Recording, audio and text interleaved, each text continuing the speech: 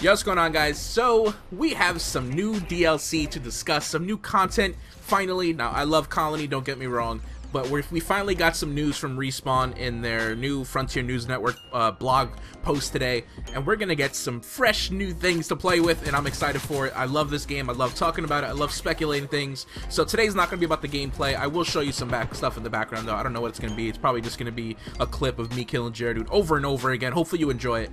But let's get right into it. Let's talk meat and potatoes. So Respawn has given us a roadmap of content to expect from now to June, and some teasers for the future. The first thing we see here is a new map called Glitch. The leaks were concrete. This update was called A Glitch in the Frontier, and now it's all making sense. People were speculating at first that the title sounded like the return of the Titanfall 1 map called War Games, and they were incorrect. Well, they were sort of incorrect, but we'll get to that later. So they haven't really given us too much to go off of, and I'm sure before Glitch actually comes out, we'll get some sort of gameplay trailer showing off the map and hyping us up for it. But right now, all we have is that one little picture, and to me it looks like the Gauntlet map or the training map. It looks like it's gonna have that sort of feel to it, but it's called Glitch, so it's not exactly War Games, but it must have, with a name like that, it must have some sort of technological feel to it. I could be wrong, but that's just what I'm thinking. Now, I love these old maps. I love the old maps coming back. I love Colony, I love Angel City, and I'm excited to see Relic come back. I'm glad they announced that as well. And don't get me wrong, I still am looking forward to Nexus, Smuggler's Cove. I say this in like every update video, but it's so nice that we're actually getting a brand new map that's not a live fire map. And we'll get to those in a second, but for now, let's talk Relic. Relic is nothing like what you're used to at the moment. It kind of follows the same pattern of Angel City and Colony.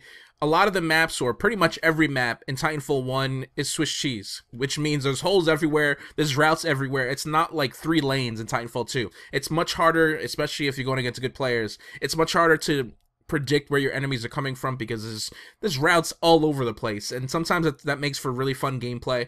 Relic was great in Capture the Flag. It was pretty good for LTS. It's just a lot of different routes you can take and strategies that you can build. I'm excited to see it. Getting these old maps back is great because it gives me some sort of like nostalgic feeling, and it makes me remember how much fun and how much I love Titanfall 1, and it's really cool to experience those old maps that we had so much fun with in a brand new game with new mechanics. But I'm definitely more excited for Glitch and these 2 new live fire maps. It's just, they're brand new, so I have no idea what to expect. That's always a exciting thing for me. Glitch looks really cool, but live fire, I'm glad that they're making more live fire maps because I feel like it'll keep the game mode feeling fresh and it won't get old or gimmicky. At least I don't think it will.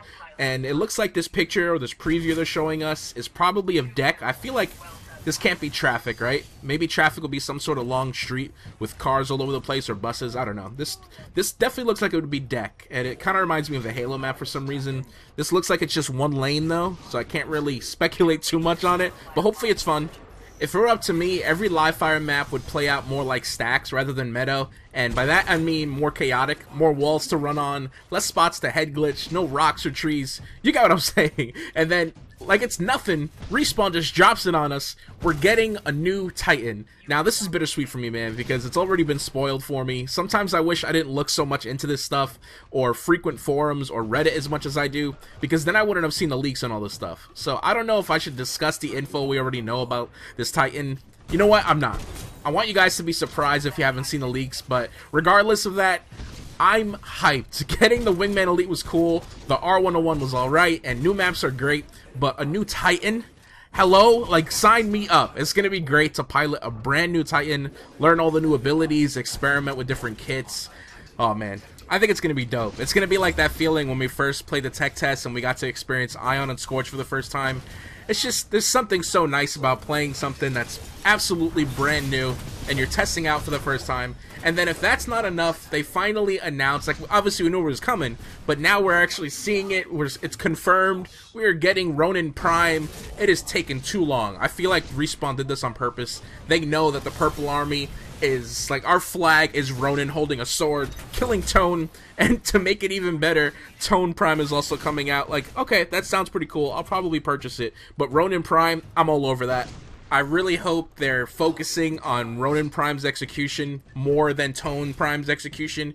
It's got to be something crazy. He needs to, like, phase inside of a Titan and then do some, like, Neo Matrix type shit where everything just explodes. I don't know. I'm not that creative. I just hope it's really, really cool.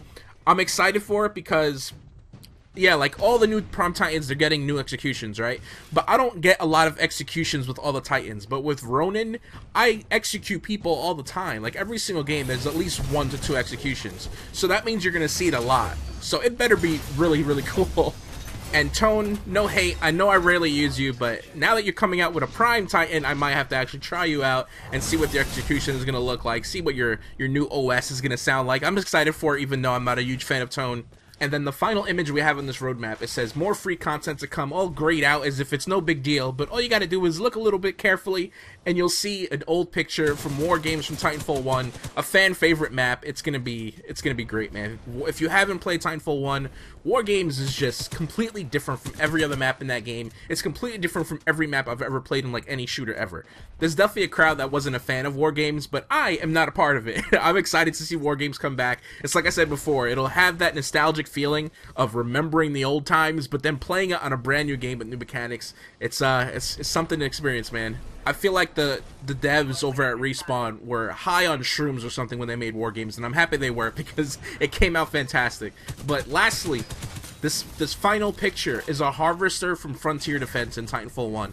You guys know what Frontier Defense is? Because if you don't, you're in for a treat. I don't know how to explain it. Maybe like Horde mode or Zombies mode. It's just all-out chaos. It's a co-op experience, PvE. And if you're not into PvE, then you probably don't care about it. But a lot of people are. It's just, there's always a huge fan base when it comes to these type of game modes. And Frontier Defense, I don't think it was the most fleshed out game mode in Titanfall 1, but people still enjoyed it, and I definitely did.